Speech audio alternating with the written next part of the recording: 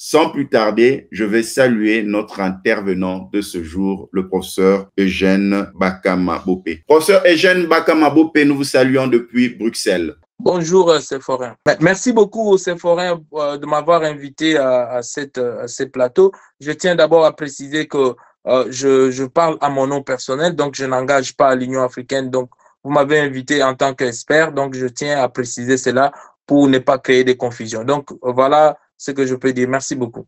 Eugène Bopé, nous allons parler d'un sujet qui défraie la chronique. Comme vous le savez, vous suivez l'actualité. Il y a de cela quelques semaines, la Cour pénale internationale a émis un mandat d'arrêt international contre le Premier ministre israélien concernant les attaques de l'armée israélienne dans la bande de Gaza afin de combattre le Hamas. C'est la raison pour laquelle nous allons échanger avec vous, vous en tant que praticien du droit international, spécialiste dans les questions de justice transitionnelle, spécialiste dans les questions de droit international, que vous puissiez éclairer notre lanterne. Premièrement, comment allez-vous, professeur Eugène?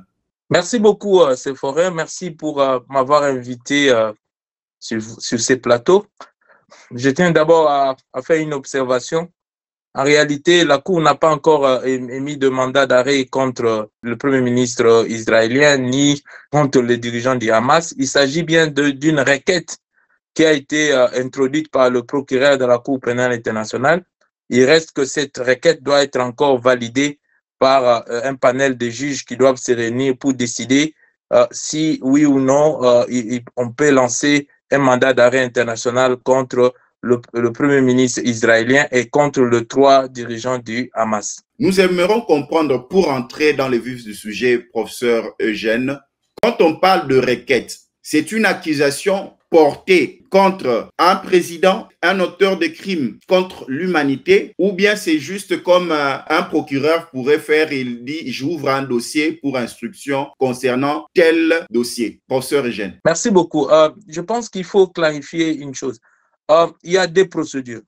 Okay? La première procédure, c'est celle qui a été initiée par l'Afrique du Sud, mais devant la Cour internationale de justice pour génocide. Comme vous le savez, la Cour internationale de justice est une juridiction qui juge essentiellement les différends entre États.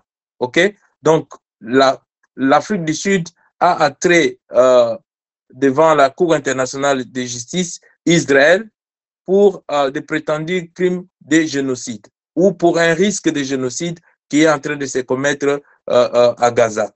Maintenant, l'autre procédure, c'est celle qui concerne la Cour pénale internationale.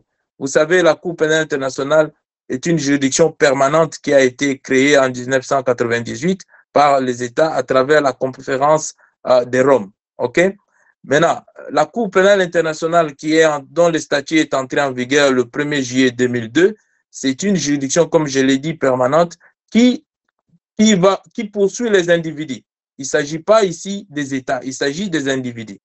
Donc, ici, dans le cas d'espèce, Israël, le procureur de la Cour pénale internationale a fait des enquêtes et a estimé qu'il y a un motif raisonnable de croire que des crimes relevant de la compétence de la Cour pénale internationale ont été commis à Gaza.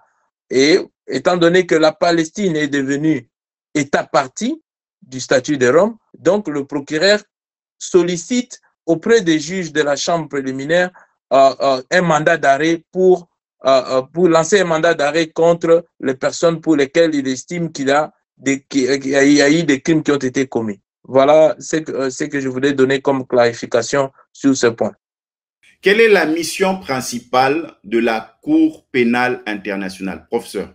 La première mission, la mission principale, pour faire court, la mission principale de la CPI est de mettre fin à l'impunité des auteurs de crimes graves et de rendre justice aux victimes. Ça, c'est la mission principale qui a été dévolue à la Cour pénale internationale à Rome quand les États se sont rencontrés pour créer cette juridiction permanente.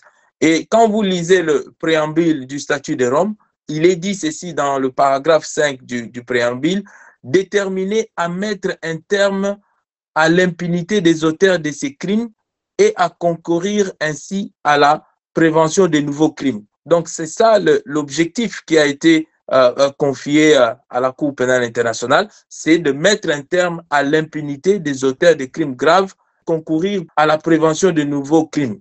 Donc ça, c'est l'objectif qui a été dévolu à la Cour pénale internationale.